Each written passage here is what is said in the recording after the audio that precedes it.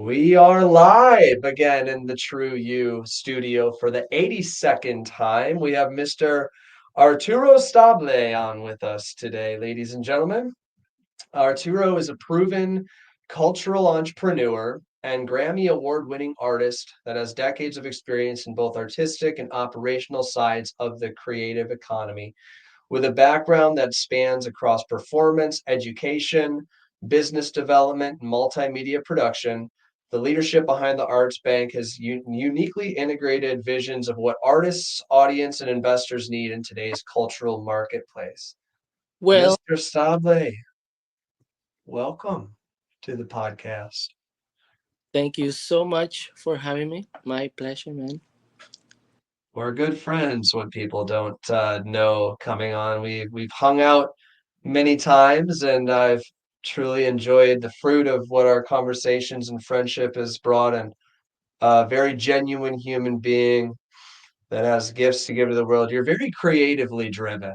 You're very powerful creative mind. You work in the educational world for tell us about your educational and your creative background a bit to give more context, and we'll see where it goes. Well, thank you, Ethan, for having me again. It's a pleasure always to chat with you. Um, I feel like I have realized that over the year I'm a person that because of immigration base mainly have and my family background, those both things combined, I guess with my curiosity, with my natural curiosity for communication and expression. Since I was a kid, I got involved in the arts since a very early age. And then uh, my education, I feel like is still happening every single day. Um, that's the way I see it. That's the way I have always seen. That's the way my community in the mountains of Cuba, where I grew up, was. That's how my family conduct themselves. Uh, there were many people in my family that play instruments, were like lawyers, but also they all grew up or in the mountains at the same time. So I feel like in my best opinion is like my education is still happening every single day. Now, when you put that into like a more specific thing of what do you study or what do you study, uh, also I have a very diverse background because the way in Cuba education is conducted is very dogmatic and it has a lot of Russian influence. So I went to school for music. I did almost, I don't know, 12, 13 years of the Cuban educational system. That was incredibly competitive, super fun because it had a mixture as a musician. It had a mixture of like the incredibly rich Afro-Cuban traditions that we have in Cuba, combined with the Russian dogmatic school of modern harmony and classical music and communist structure, with also 60 years of American jazz since the 1900s to the 1960s. So it was a very uh, rich educational system when it came to the arts. The level was really high and it was very competitive. And so that's kind of my first thing with education was the mixture of what I learned from my family to the streets because I will be a nomad. My family are like gypsying from the mountains to the city, from the city to the capital.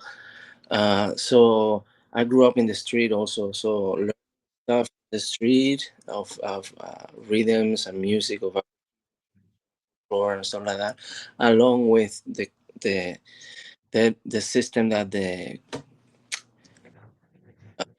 island had under Castro. You know that it was very effective, very competitive. And then Yeah. I left Cuba. Fast forward a bunch of years, I ended up getting a scholarship for Berklee College of Music. So I did a music undergrad in the U.S. many years ago, and then I also got another full scholarship to do a master degree in composition, and my undergrad here was in production. I forgot MPA. They're gonna kill me at Berkeley for forget. But one of those things that it was like production, because I was already playing at the time that I was at school here. I was already performing. So that's kind of my education when it comes to music. But then I have other parallel education in the street side of businesses, because I own a couple Uh-huh. 20s in Mexico, and I have always owned businesses here, like labels, car wash. I don't know. I have tried many things. Many Yeah. has work, other works. So I've been always trying to compensate my professional life between my passion for the arts as an artist, but also my passion for entrepreneurship. What do you teach? What do you teach in school? I know you have students too, right? At this moment, I'm a professor at the University of California at the Harper Music School. Have collaborated with the Herbie Hancock Institute as well over there for the last few years. I've been teaching from advanced harmony to drums, percussion, ensembles, a wide variety of things that depend on my personal schedule. I always try to fit time to new students that you learn a lot. You know. Yeah, you're a very giving spirit. My experience of you is you're very genuine and you open up and use the creative, like your influence and creativity. You like giving that Well, to the thing is, others. I appreciate that, Ethan.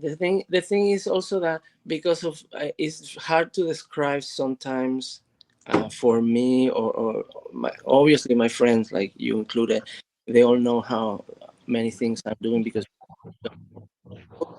but right now I'm like I have a full-time job, and I'm also publishing books, and I'm also playing some concerts, and I'm also managing a producer and a couple of artists, and I'm also working on a new restaurant, and I just wake up in a full intentional life for Mm. as I am awake with my priorities of time, family, work, the investment, creativity. How can you become a better father, a better brother, a better help to your community?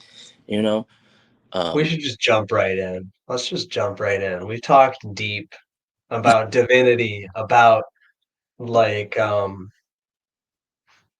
the depths of like relationships and the meaning behind seasons of life and um cheers. I have a Celsius, supposed to be clean. You have a bubbly. Let's see if one of them sponsor us. oh, that would be nice. Maybe. Yeah. If we become important enough, they might. But I've always my experience of our relationship is I'm able to deep dive into the meaning of seasons and relationships and businesses and you have a gift of um pulling that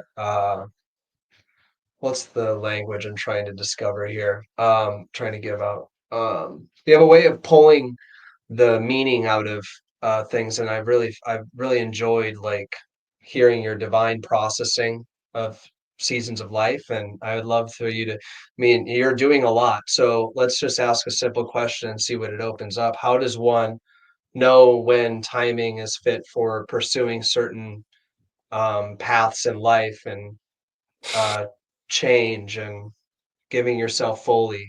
What does that look like for you?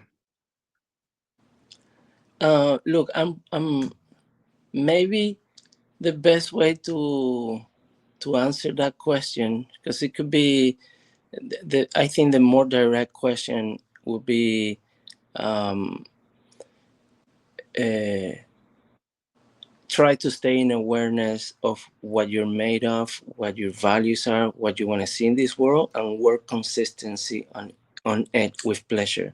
And sometimes you can give that 5 minutes, and sometimes you can give it 20 hours, and sometimes it could give you to a lot of money, and sometimes to no money. Those are different things. But focusing in understanding what's happening, it will lead that your decisions in any particular circumstance becomes more favorable for your path.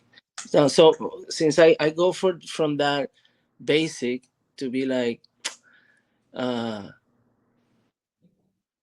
a combination of understanding that we are living in other people's dreams, and in order to manifest our own dreams out of the same energy, we have to somehow pay for our right to use the same materials of their dreams to make our own.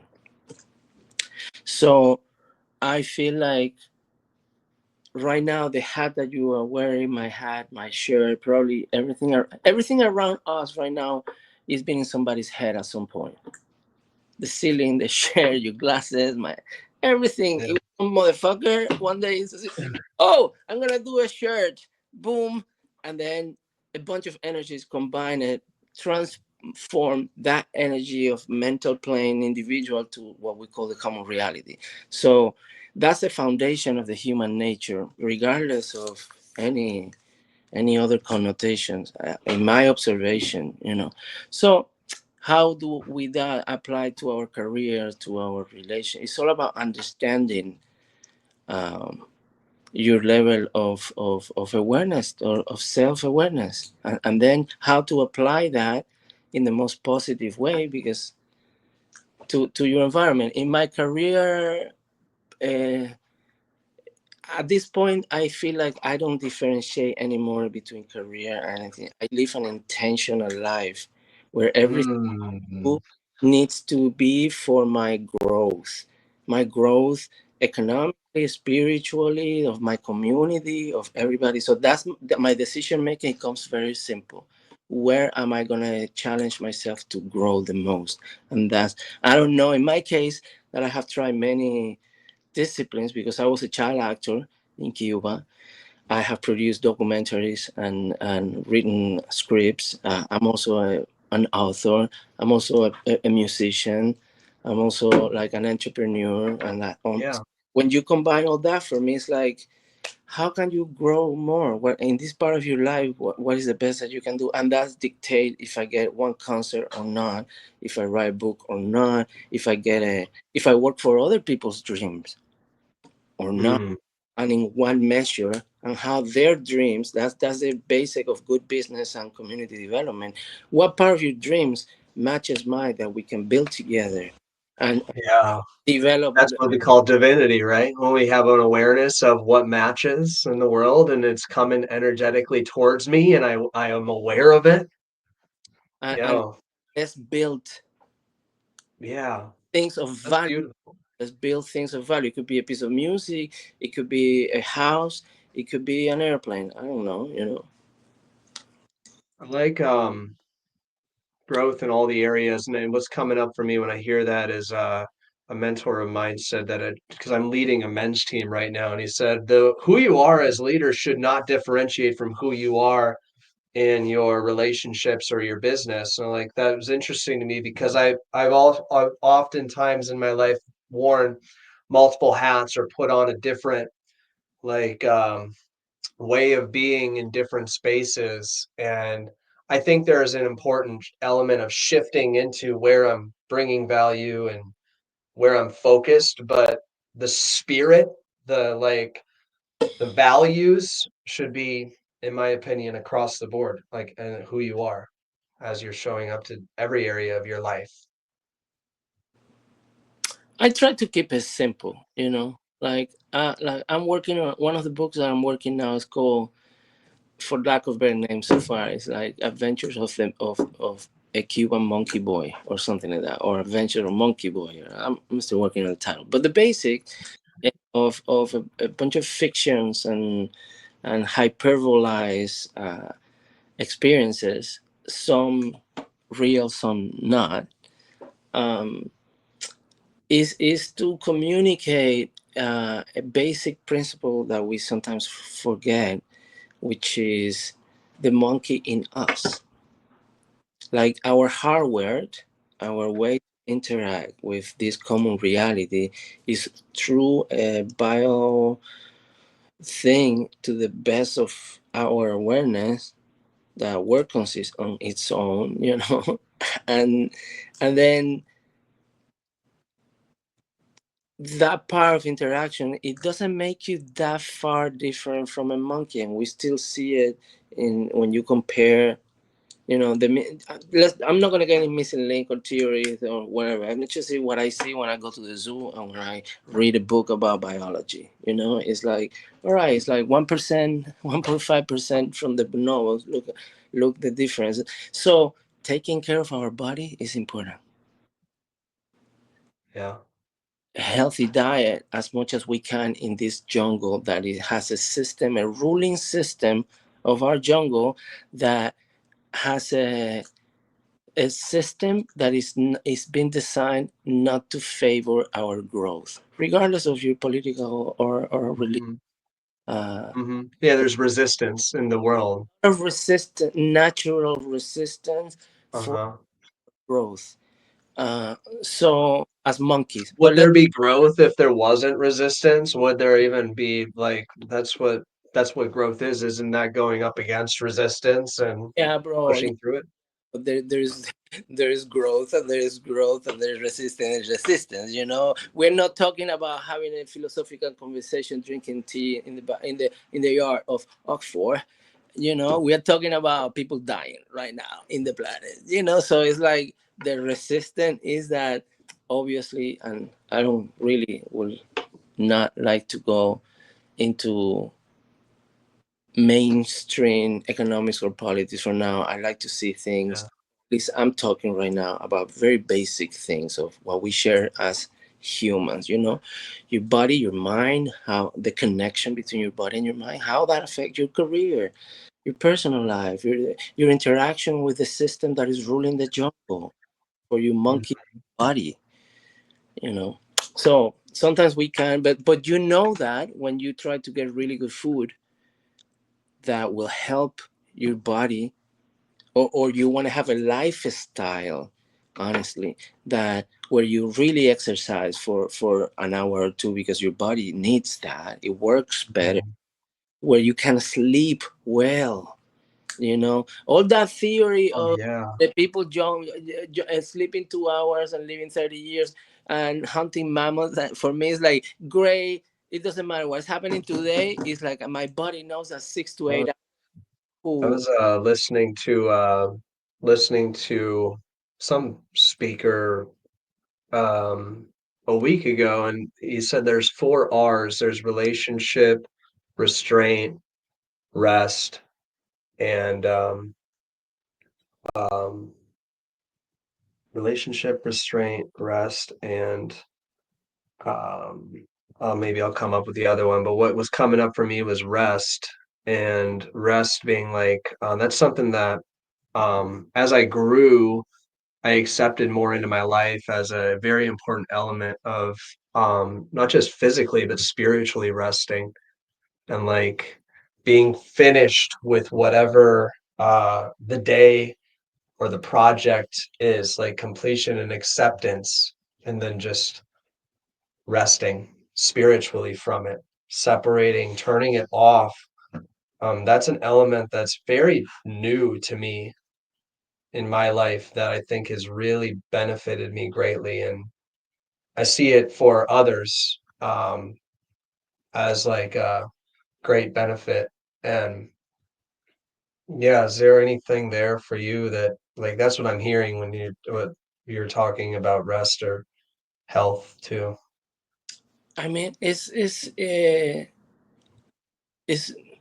that there's it's not even uh, we don't even have to make it an interesting mental process. It's like take care of your body, and if you don't, you're gonna pay the consequences. And the healthier, it's like the Greek thing to an extent. The healthier your body is, the better chances you have to control your mind and then your emotions, like and be and how do you do that, and how do you make it work for yourself in your career, in your general life, and on that, like if we start there, I think that's a good foundation, because Mhm. and then we come back about lifestyle. to use terminology that is less abstract. It's like, what kind of, how can you pay the sheriff to materialize your dreams for you to have 1 to 2 hours of exercise, a good 6, 8, 9 hours of sleep, and good food and good shelter. Mhm. For you to be able to then sit down and be like, oh, let's do this for all of us, and let's be this, and let's be this kind of person, and let's all, like, without getting too much into socialism or social development or anything, but it's more like that foundation is needed. Everybody that is changing the world now have that foundation. Everybody go, Mhm. everybody meditate 1 hour. All these people have their meeting. Like, when you're at that level, you can pay any infrastructure, from going to the park and having 1 hour to run, to have a gym of people working for your body on hourly basis. Every Mhm. no there's a vein side of it that is being exploded by the media. You know what I'm saying? And everything that, Mhm. oh, but the truth is, like, who wouldn't like to wake up, have a healthy breakfast, go and exercise for 1 to 2 hours, then sit down, meditate, Oh, yeah. take It's control of, amazing what it opens up for you, like, for people, like, having the energy, the mental clarity, the spiritual aspect of all of that. It's the basic fundamentals. and That's there's what you're saying. a motherfucking lot for it. And I don't mind using a curse word, because that expresses better the way my body feels when I feel, I feel, I have to be in a defense. I have to go like a warrior when I get out of my house, because I do come from a little mountain and a little island. I know what is that feeling that is somehow primitive, but Mhm. like, it keeps me alive in this system, because when I get out, I have to get out. And it doesn't matter if it leads you to a lot of zeros, or it doesn't matter if it leads you to whatever you have to do in your life, but you have to be automatically in a position of a warrior. Men and women and trans people and dogs and raccoons and the whole the extraterrestrial and everybody have to get that door of your house being like, let's go to the jungle. There's very little. It costs a lot of money to have a healthy lifestyle to start with, and it should. Mhm. And that's a basic thing. And then It's basic. Yeah, and then you build from there. time to Yeah. educate yourself in whatever area. If you want to study economics, or if you want to study politics, or you want to study history, if you want to be an artist, whatever you want, then that is the system is not designed to favor our growth. So Mm. you better come up with something to favor your freaking growth, you know? Yeah. Well, we have to be the ones spearheading our own growth. Yeah, yeah. Yeah. We have to be that. That's how I feel. That's how I feel kind of about a lot of that Love thing. it. And being an immigrant, like, I had to, a lot of family responsibilities at a very early age. If that, Yeah, I'm wondering that that's a topic that I'd like to hear more about. You came in at the beginning of the podcast emphasizing that, and I know you've shared that with me, and it's had a big impact over how you've grown and shows like the path you've led for yourself. So can you share um, more about the impact of immigrating, where you came from, the growth that that's led to? um, as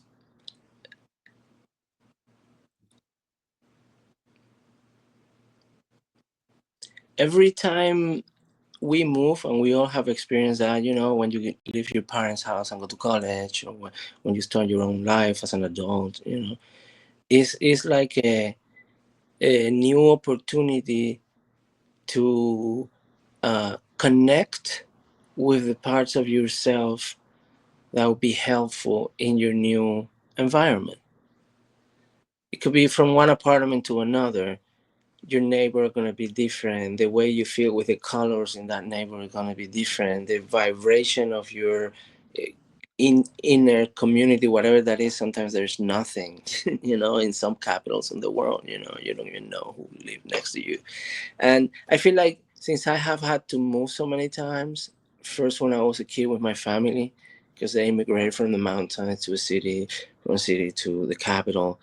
And then when I left Cuba, um, that just became a pattern to an extent. So from moving so many times, I feel like I've learned to appreciate what are the things that should always be there in your path, more like Uh, like play it right, there's no need to play shit wrong. Play it right. And it's like what I'm hearing is like there's so much more alert, in- your nervous system is constantly taking in things and you're very alert of what's happening, and you don't know what you're getting into. There's so much change. that's why That's where everybody the warrior comes from. The warrior comes from that.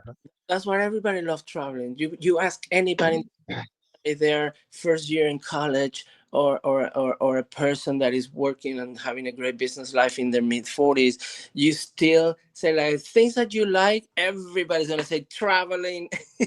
Everybody loves to go to Europe or to visit. Yeah. Why do you think that is? And it's so hard, because you're gonna grow, especially if you don't travel the touristic side. We all know that some of that thing is okay, but that touristic side is just a very designed by the system thing of the image they want to project. Whereas when you get out of that, see the real people, you see how many things in common you have instead of seeing what makes you different. Mm. And we all love traveling for that. I kind of learned it the hard way. It's not like I wanted to travel that much, but between my family, personal migration, and being a touring artist for many years too, like you realize that. Mm.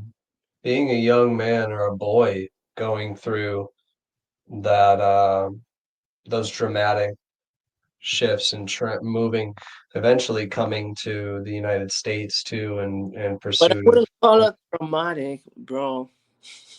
what's that? I will never use the word traumatic. Never. Traumatic? No. Yeah, no, Okay. no. Those were the adventures that have led me to where I am right now. Are you kidding me? No, no trauma. Adventures. That's a good way of putting it. Adventurous. Yeah. Life is like one of It's those. like you're navigating life and you're seeing it ahead of you and you're experiencing the new and yeah. That's an easier way to describe what you are made of. Hmm. You know. So no, plus, bro. To be perfectly honest, especially knowing what I know now, my life in Cuba, I left when I was 20. It was the best fucking shit ever. Like I was surrounded of a lot of love from my family. I was uh, growing a lot as an artist. I had the opportunity to study with incredible teachers, and get a. And then you spend the whole time either studying what you love or just fucking around. Going parties, going to the beach. It's a freaking island. It's maybe I did Hmm. choose at some point, and maybe I had to go to bed with no dinner or go and fish something or eat a freaking cat. I don't know. But that as a human, you don't see it when Yeah. you know anything better. When you don't know anything better in your own skin, Hmm. your life is like what you made out of it. Going, in that kind of Yeah. Cuba, Well, I basically, love, as long as you didn't talk shit about Castro, it was a very chaotic, beautiful, hot mess. yeah, I love how you use the language discovering what you're made of and tying that to the adventures that you go on. Yeah, the journey. Yeah, my people is like, man, Cuban people. I feel like of my generations, give or take,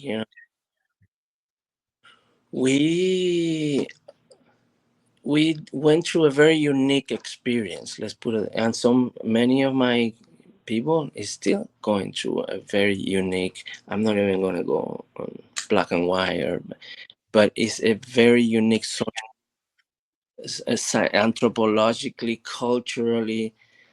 And then when we go to all the incredibly nasty stuff that is happening there, well, that's another thing. But uh, at least I can tell you, it's very unique.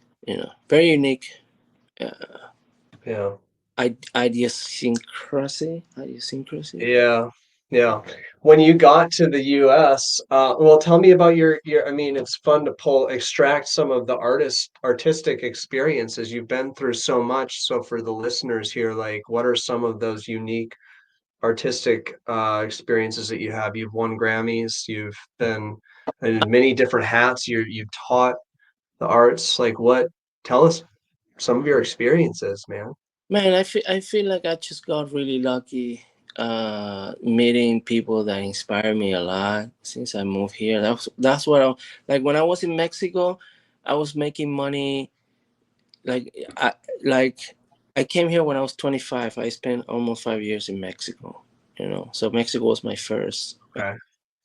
And apart from the somehow very tough experience of realizing that I might or might not see my family ever again for how long, and that which is a whole journey that I'm not even going to victimize it, because when you read the history of humanity, it's like every generation had that. I'm not that special, went through it. How you deal with that is what is more important, with which is it become very important to me to support my family and to help make sure that they Yeah. know that, so. But that being said, I partied like a motherfucker for 5 years in Mexico. I own a couple of restaurants. I toured with a lot of like pop stars. I taught at universities. I made incredible friends. I had a blast. Mhm. Because I came with the mentality also that every minute that I was not with my family and out of my island, my culture, my community, needed to be worth something. I couldn't be just wasting my time. So since that 20 years old, I was like, the minute that I walk out there need to be worth that I'm missing my mom, that I'm missing my brother, that. So Like it drove you. It drove you. it becomes a habit. So I was very lucky to help with my dad to take our family out of there. So in 5 years, everybody was out of Cuba, and in that process, I was lucky to have a lot of mentors, bro. That's the one thing that I've told you in my life. If I have to say something that have defined where I am, doesn't matter what it is. I'm my very happy personal place, you know, which is what I value the most. Your inner joy, your inner peace, and everything is because of my mentors. I had the opportunity to, in almost every discipline of the arts, How do have. you let's I love that. How do you find them?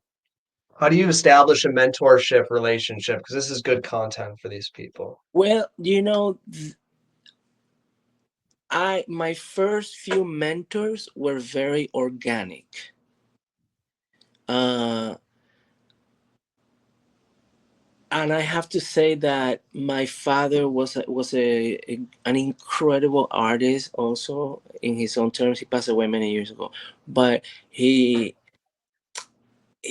the people and the element and the network where he moved that I grew up with were some of the top writers, sculptors, actors, painters, musicians of my country. I didn't know that when I was a kid, but just seeing everybody drinking rum and talking about Honoré Balzac or a Picasso particular angle, or artists are winning and doing prizes and are like developing things. I grew up with all that, plus my own schooling in Cuba and everything. So when you look back, because of that, I found my first organic mentors on So is that. it proximity? You were around them or niche initially, and then Yeah, you were able to build a yeah. relationship. Like if I was curious about something, I had a lot of support from my parents. So my first conga teachers or percussion teachers were people that invented and defined styles forever, Yeah.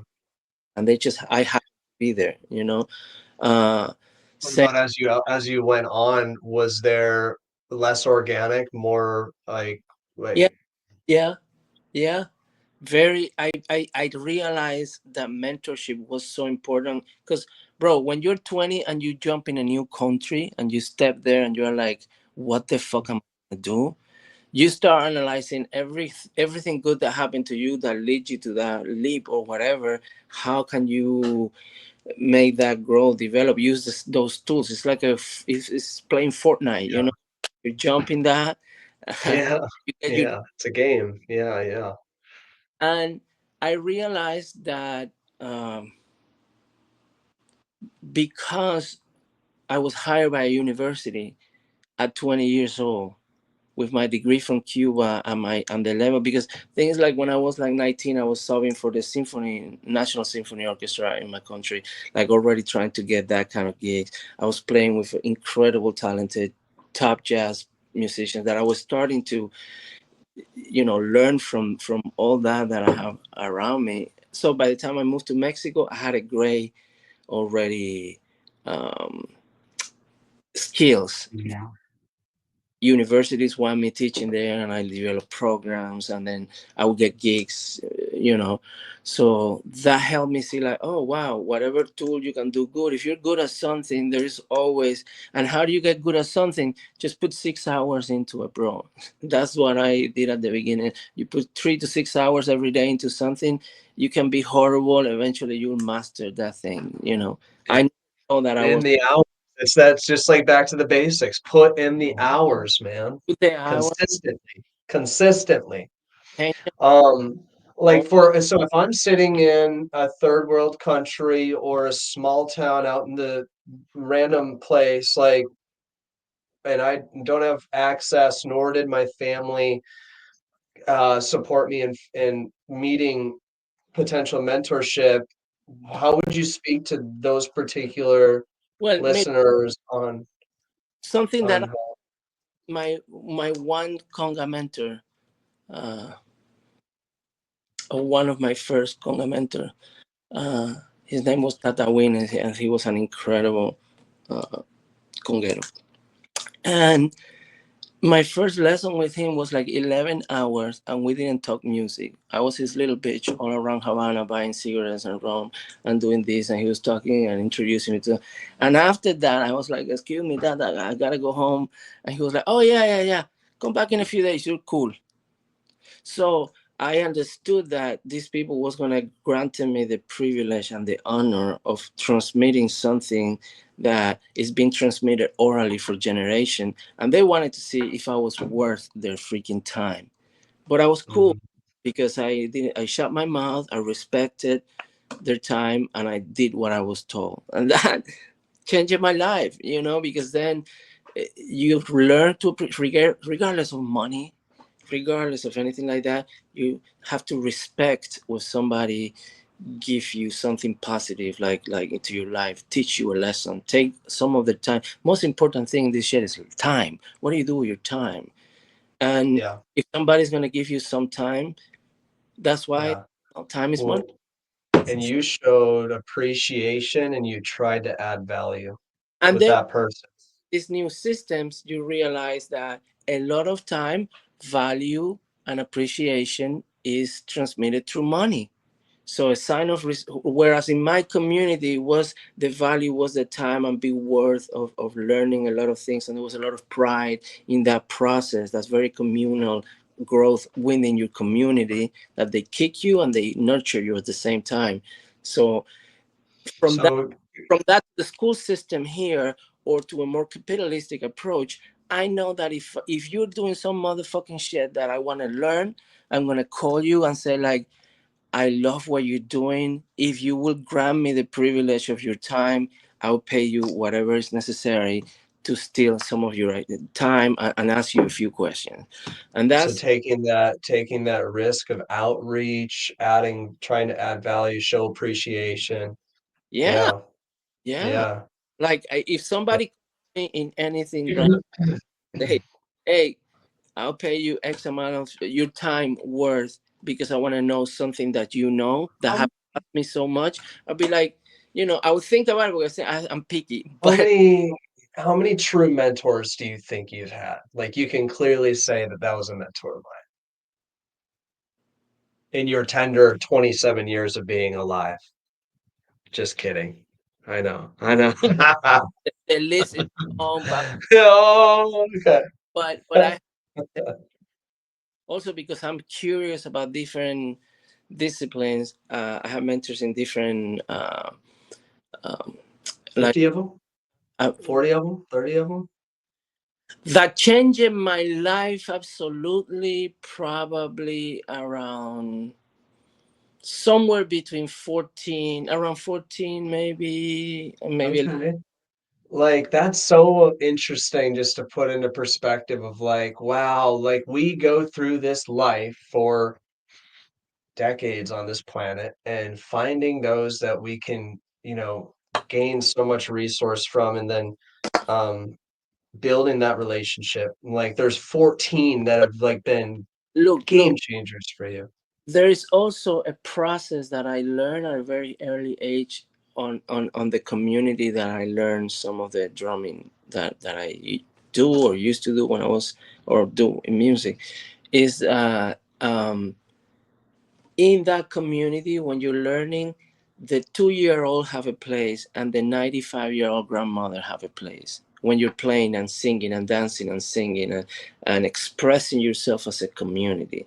The 2-year old is just going to do this and do this, and maybe the 90-year-old, at some point everybody's going to shut the fuck up and is going to sing something beautiful, very quiet, that nobody, if it's not 95-year-old and all that shit, is going to do, and everybody respect that. So when you get into that kind of learning versus the university traditional European way of learning, you find your place within the community organically, and you're going to have mentors, and then you're going to have to mentor others, because Mm-hmm. Mm-hmm. knowledge really sediment on yourself. When you start teaching, it's like, oh, shit, I thought I know how to do it, but I still don't understand it completely. Then that's deeper meaning of mentorship too, when it's like, oh, there's a lot to give after I've received. And it's all giving and receiving. It's all energy circulating that makes the planet go around.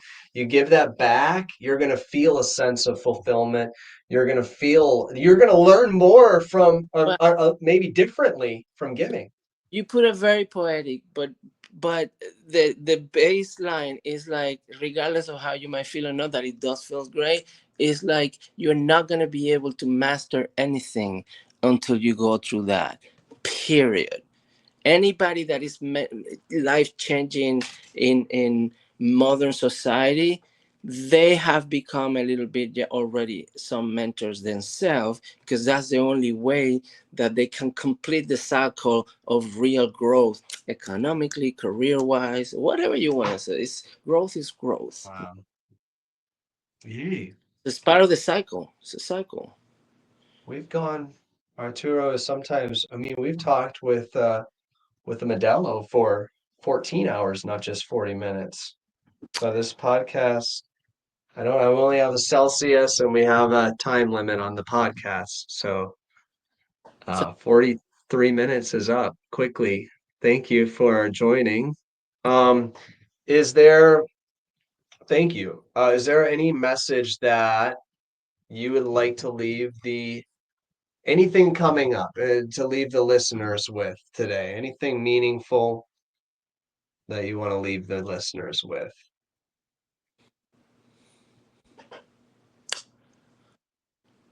always go to the basics. Always go to the basics.